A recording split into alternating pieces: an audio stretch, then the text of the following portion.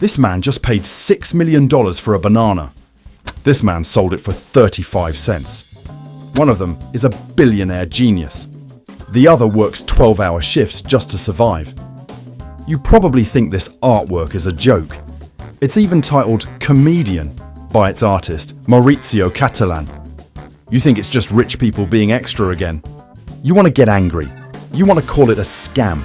But the uncomfortable truth is, this might be the most important artwork of the century. Because art is a mirror, and right now we are looking right into it and seeing exactly how broken we've become.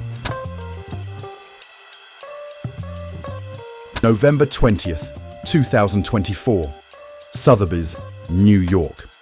The air was thick with skepticism and new money. They were there for Lot 10, Comedian, an artwork by Maurizio Catalan, a single banana, duct taped to a white wall.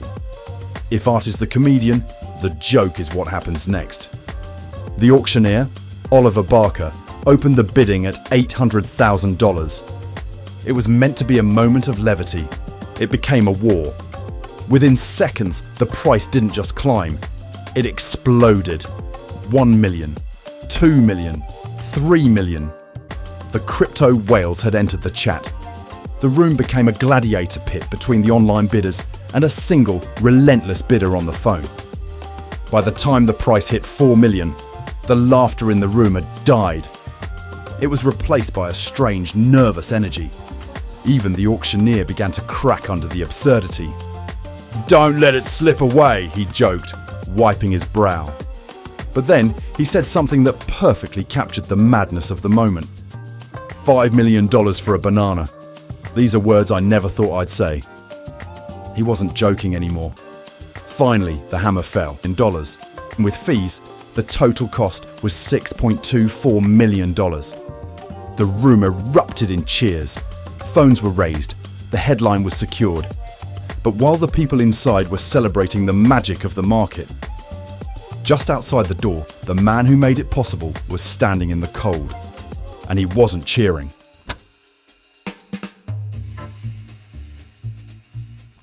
The man outside was Shah Alam. At 74 years old, he runs a fruit stand on the Upper East Side, just steps away from Sotheby's. Earlier that day, a Sotheby's staff member had walked to his stand. They bought a banana for 35 cents. That specific banana, grown by global supply chains, transported by trucks, and sold by Alam, was the star of the night. When a reporter told Alam the sale price, he didn't smile. He teared up. He asked a simple question. What kind of people are they? Do they not know what a banana is? It's the most important question of the entire saga, because the gap between Shah Alam and the buyer isn't just financial, it's existential. Let's do the math. Shah Alam works 12-hour shifts. He earns about $12 an hour to earn the $6.24 million that changed hands in 5 minutes. Shah Alam would have to work for 520,000 hours. That is 173,333 years of labour. He would have to start working in the Stone Age to afford the snack of a modern crypto billionaire. This is the brutal truth of our economy. We have built a world where maintenance, growing food, feeding people is valued at zero. And putting on a show is valued at infinity. But here is the danger. When you price a banana at $6 million, you destroy the meaning of the 35 cents. You tell the man working the stand that his reality is a lie. And the insult didn't stop there. After the sale, the buyer, Justin Sun, decided to keep the show going. He publicly promised to buy 100,000 bananas from Alam's stand as a thank you. It sounded great on Twitter.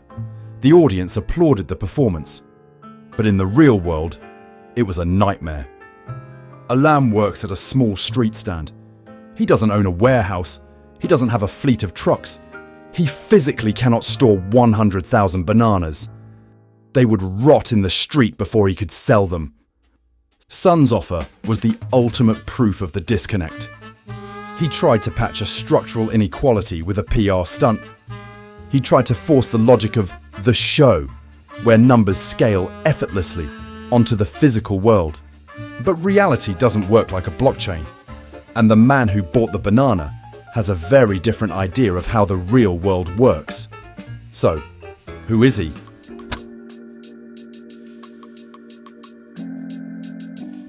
The buyer was Justin Sun. As the founder of the Tron blockchain, he is the avatar of the new economy.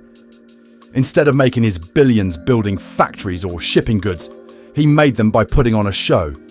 The same guy who paid $4.5 million just to have lunch with Warren Buffett. He understands that in 2025, the show is the asset. 9 days after the auction, he proved it. He didn't quietly hang the banana in a private mansion. He rented a ballroom at the Peninsula Hotel in Hong Kong. He invited the global press, and he staged a ritual.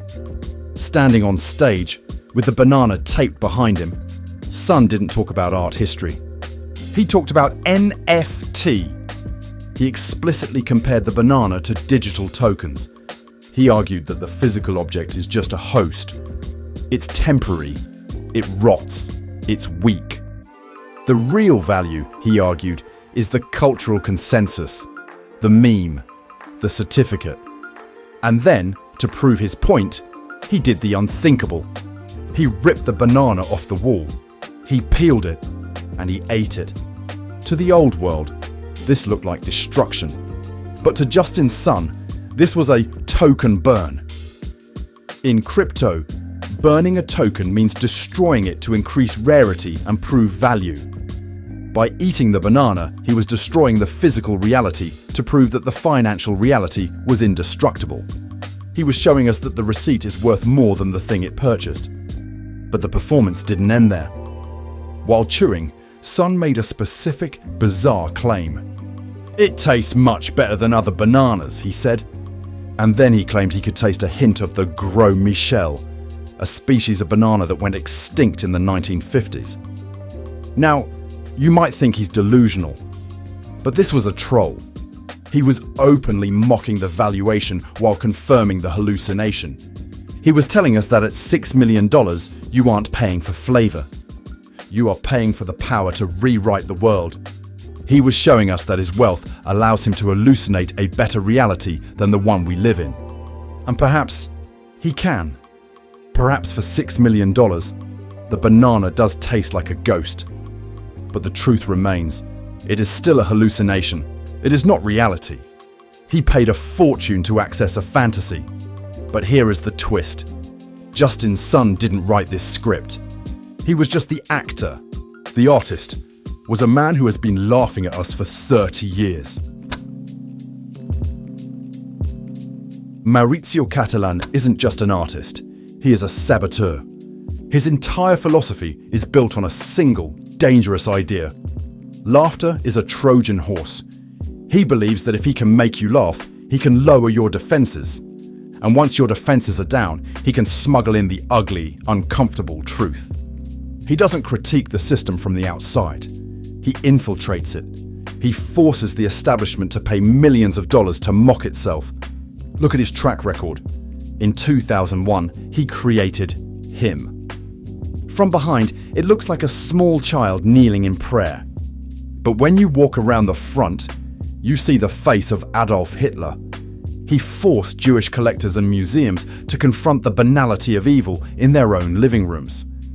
In 2010, he installed a giant marble statue in front of the Italian Stock Exchange. It's a hand with all the fingers cut off, except the middle one. He literally gave the finger to the financial sector, and they were powerless to remove it. In 2016, he reached the peak of excess with America. A fully functional 18-karat solid gold toilet installed at the Guggenheim. He invited the 1% to literally flush their values down the drain. These works were all leading to a singular conclusion. They were tests. He was seeing how much absurdity the market could swallow. And that is why Comedian is his masterpiece. With the toilet, he still gave them gold. With the finger, he gave them marble. But with Comedian, he took away the materials. He took away the craft. He stripped the art down to its naked, terrifying core. He just taped a piece of produce to a wall, and dared the market to call it a treasure. And they did. By buying it, Justin Sun didn't get the joke. He became the joke. The artwork isn't the banana. The artwork is the receipt. The artwork is, as its name suggests, the comedian. It is a glitch in the matrix that shatters the constructs we use to organize our reality. It forces us to look at a world where a billionaire can eat a fortune in a hotel ballroom, while a vendor works a lifetime for pennies just outside the door. Catalan didn't break the system. He just held up a mirror and showed us that it was already broken.